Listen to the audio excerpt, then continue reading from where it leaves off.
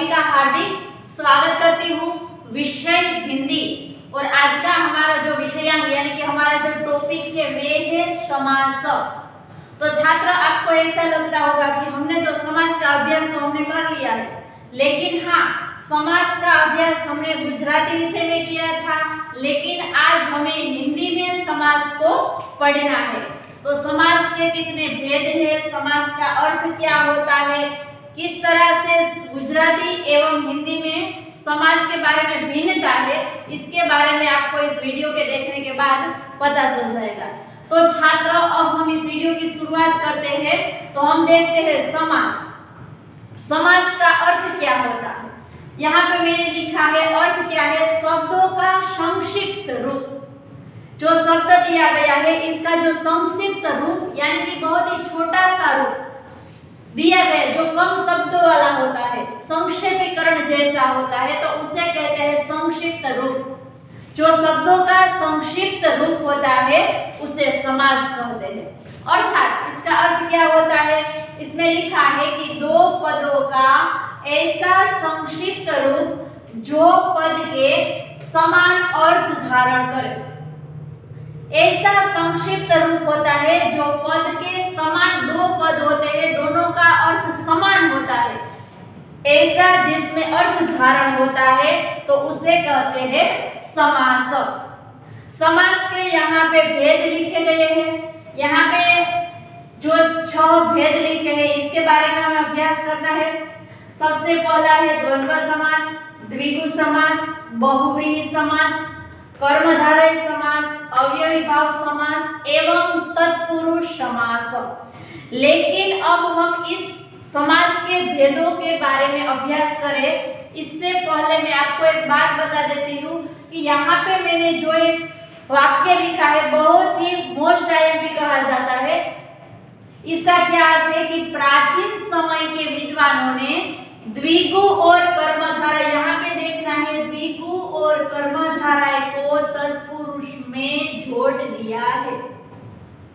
सुन लिया आपने मैंने क्या कहा, प्राचीन समय के विद्वानों ने द्विगु और कर्मधारय को किसके साथ जोड़ा है, तो यहाँ पे तत्पुरुष समास के साथ जोड़ दिया है। किस प्रकार इन दोनों समास को तत्पुरुष में जोड़ा है, क्यों जोड़ा है, इसके बारे में हमें चर्चा नहीं करनी है, लेकिन इसमें कौन सी बात एक लगती है जिसके कारण वे तत्पुरुष में जोड़ दिए गए हैं, ये बात आपको ध्यान में रखनी है और इसको याद भी रखना है कि प्राचीन समय के विद्वानों ने क्या किया, द्विगु और कर्मधारय को किसमें जोड़ दिया, तत्पुरुष में जोड़ दिया है। ये बात आपको याद रखनी है। अब इसके बाद यहाँ पे लिखा है मैंने पूर्व पद एवं उत्तर पद। तो गुजराती में भी आपने पढ़ लिया है और हिंदी में आपको यह याद रखना है कि पूर्व पद का अर्थ होता है जो पद पहले का होता है उसे कहते हैं पूर्व पद।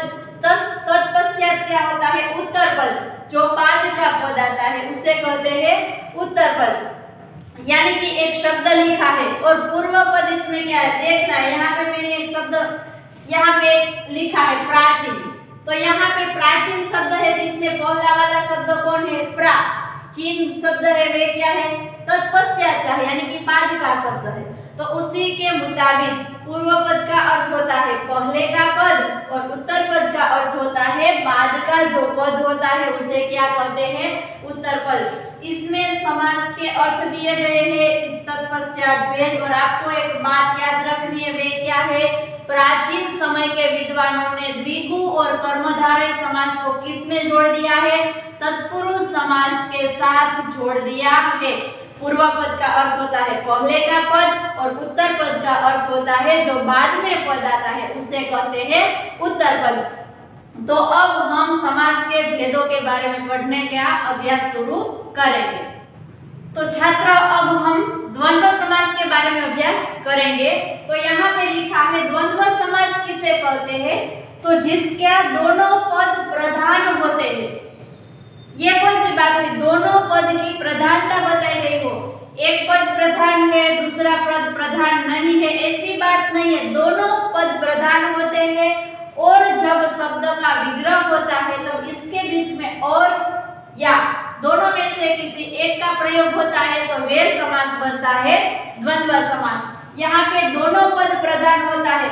अगर आपको एग्जाम में ऐसा पूछे कि जो समास के दोनों पद प्रधान होते हैं वे समास कौन सा है, तो आपको याद आ जाना चाहिए कि वे द्वंद्व समास है, क्योंकि इसमें द प्लस द यानी कि 2 बार द का प्रयोग हुआ है। कितनी बार? 2 बार प्रयोग हुआ है। तो द्वंद्व समास से वे कितने पद प्रधान है? दोनों पद प्रधान होते हैं। यह बात आपको याद रखनी है, क्योंकि द का प्रयोग पहली बार हुआ और द का प्रयोग दूसरी बार भी हुआ है, इसीलिए द्वंद्व है वे दोनों पद प्रधान समास है। अब इसके बारे में मैंने बताया कि और या इस शब्द से इस जो शब्द समास सामासिक पद है उसका विग्रह होता है। तो यहाँ पे उदाहरण के तौर पे मैंने लिखा है भाई बहन, तो इसका हम विग्रह करते हैं, यानी कि शब्द को जब हम दूसरे एक साथ नहीं लिख सकते हैं तो यहाँ पे क्या लिखा जाता है? भाई और बहन। तो इस शब्द का मैंने क्या कर दिया? विग्रह कर दिया। दूसरा है गंगा यमुना, तो यहाँ पे मैं लिख देती हूँ गंगा और यमुना।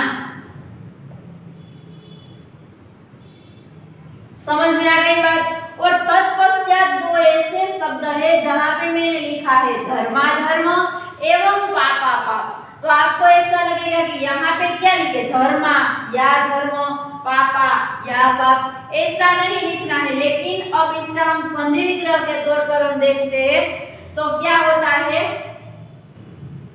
धर्म प्लस अधर्म, जो ये बनता है धर्म प्लस अधर्म, तो ये भी क्या हो जाता है? द्वंद्व समास ही बनता है। पापा पाप, तो वे क्या हो जाता है? पाप एवं अपाप। तो ऐसा कोई शब्द आपको पूछा जाए एग्जाम में, धर्माधर्म, पापा पाप, लाभा लाभ, तो जो ये शब्द दिए गए हैं वे शब्द भी द्वंद्व समास में ही आते हैं।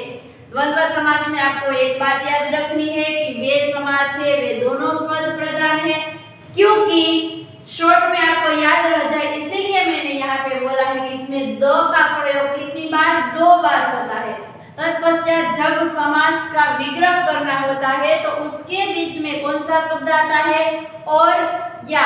ये शब्द को वहां पे रख के शब्द का समास होता है, यानी कि जो समास होता है उसका विग्रह होता है। तो इस प्रकार यहाँ पे द्वंद्व समास के बारे में हमने अभ्यास किया। उसके बाद आगे का जो समास है द्विगु समास के बारे में अभ्यास करेंगे। तो अब हम समास के दूसरे भेद यानी कि द्विगु समास के बारे में अभ्यास करेंगे। तो छात्र आपको पता है संस्कृत में आप पढ़ते हैं एकम द्वि त्रीणि चत्वारि पंच षष्ठ, तो इस प्रकार क्या होता है? शब्द के आगे कोई भी संख्या का प्रयोग होता है। द्विगु, द्वि यानी कि क्या होता है? 2। द्वि का मतलब क्या होता है? 2 होता है।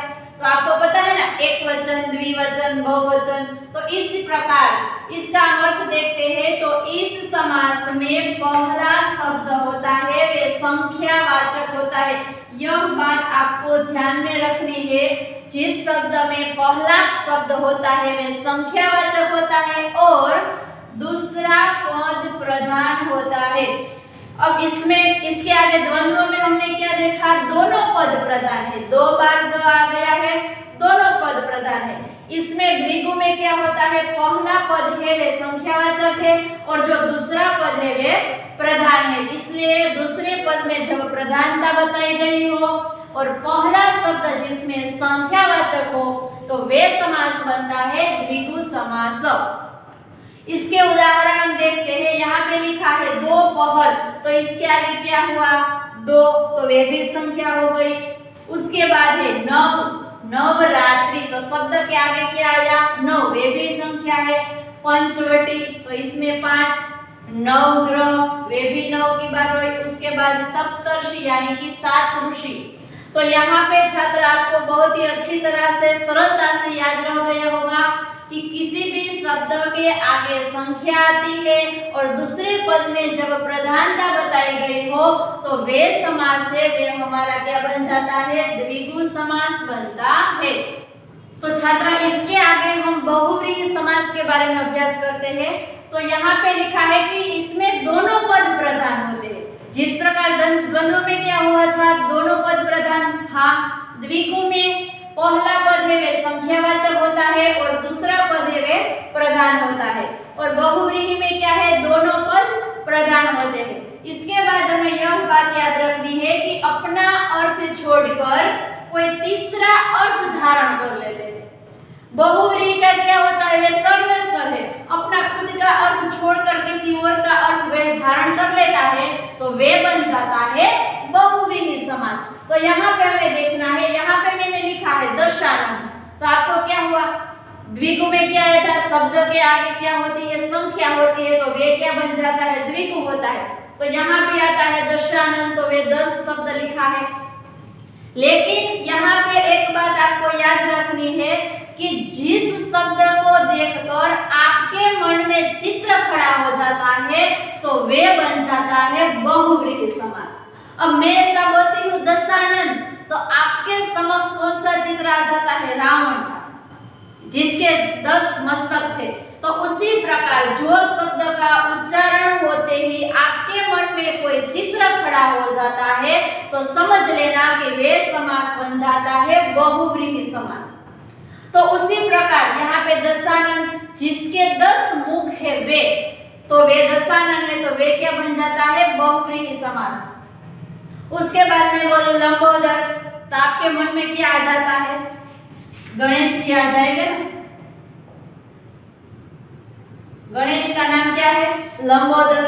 उसके बाद पीतांबर, पीतांबर जो धारण करता है वे कौन है, श्री कृष्ण। उसके बाद नीलकंठ, मैं ऐसा बोलती हूँ नीलकंठ, तो आपके समक्ष को किसकी तस्वीर आ जाएगी, कौन आपको दिखाई देंगे, तो वे है शिव। उसके बाद लिखा है चक्रपाणि, जो एक बात मैं आपको बोलती हूँ, आप लोग संस्कृत पढ़ते हो, आपको अच्छी तरह से पता है कि इस पाणी का अर्थ होता है कर, हाथ। चक्रपाणि यानी कि जिसके हाथ में चक्र धारण किया है वे, जिसके हाथ में चक्र है वे, तो उसे कहते हैं चक्रपाणि।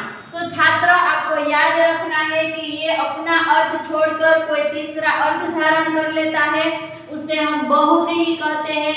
और जिस शब्द को सुनकर हमारे समक्ष चित्र खड़ा हो जाता है तो वे बन जाता है बहुव्रीहि समास। तो आपको बहुव्रीहि समास के बारे में एक ही बात याद रखनी है, क्या, इसमें दोनों पद प्रधान होते हैं और अपना अर्थ छोड़कर कोई तीसरा अर्थ ले लेता है, वे होता है बहुव्रीहि समास। तत्पश्चात छात्र अब हम कर्मधारय समास के बारे में अभ्यास करेंगे। कर्मधारय समास किसे कहते हैं, तो इसका यहाँ पे अर्थ लिखा है कि इस समास में एक पद विशेषण होता है और दूसरा विशेष्य होता है। अब क्या हुआ, एक पद विशेषण, यह तो बहुत ही सरल हो गया, बहुत ही आसान हो गया।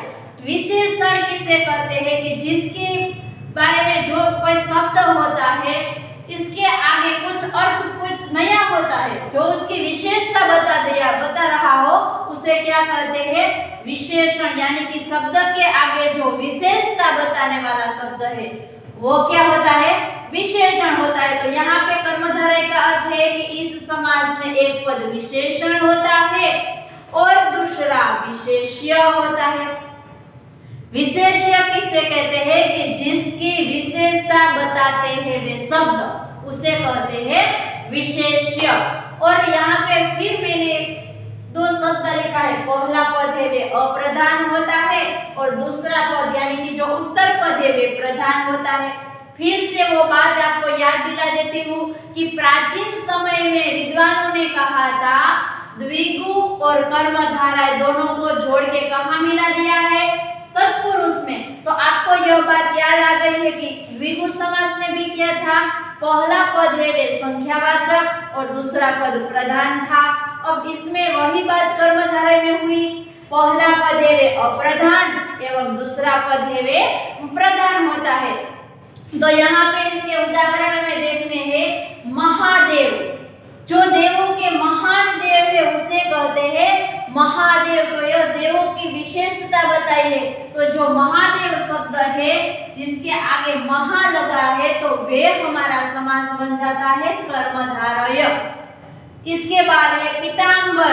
तो आपको ऐसा लगता होगा कि मैम आपने तो पीतांबर बहुव्रीहि में भी लिखा था और यहाँ पे कर्मधारय में भी आपने लिख लिया।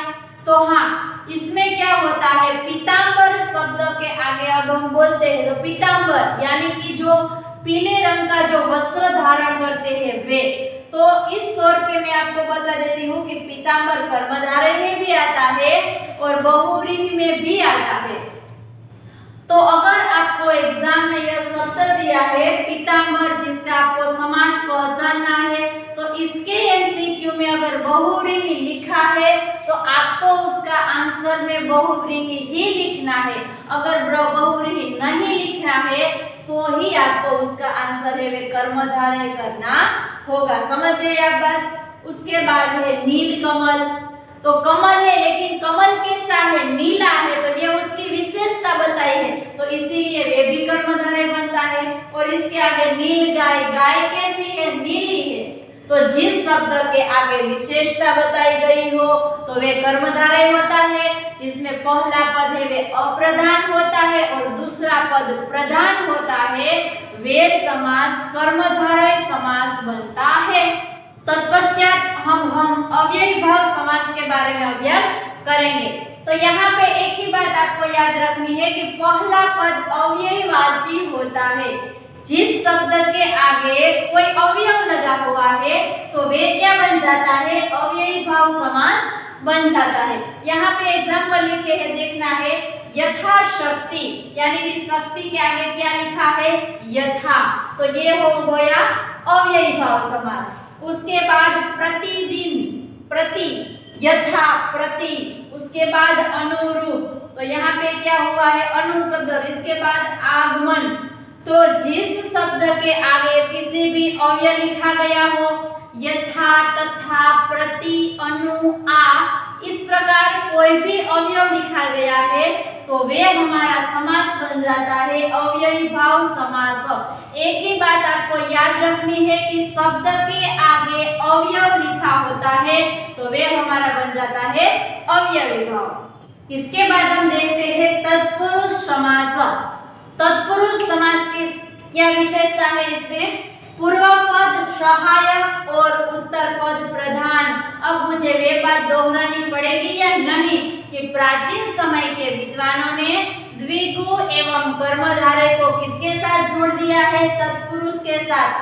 तीनों में एक ही बात आती है, पहला पद है द्विगु में क्या हुआ, संख्यावाचक, और दूसरा पद प्रधान। दूसरी बात आई कर्मधारय में तो पहला पद है वे विशेषण हुआ और दूसरा पद प्रधान हो गया।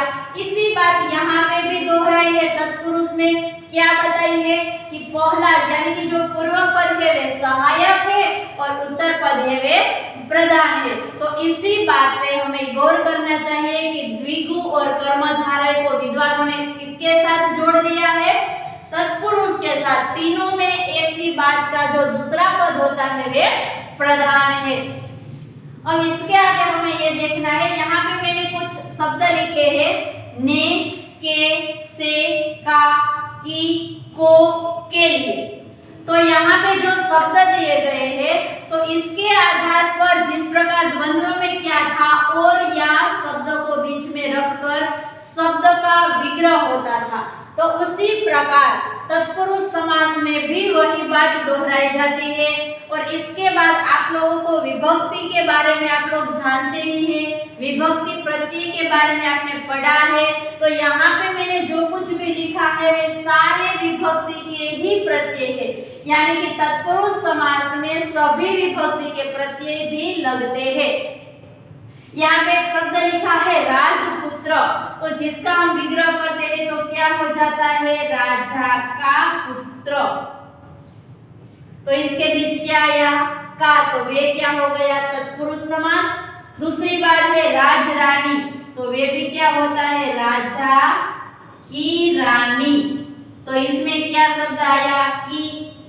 तीसरा है रोगग्रस्त, तो वे क्या हो जाता है, रोग से ग्रस्त। तो इस शब्द क्या आता है, से, तो वे भी हो जाता है तत्पुरुष समास। स्वर्गवास, यहाँ पे दूसरा लिखा है स्वर्गवास, तो जिसका हम विग्रह करते हैं तो वहां पे हमें लिखना है स्वर्ग को वास,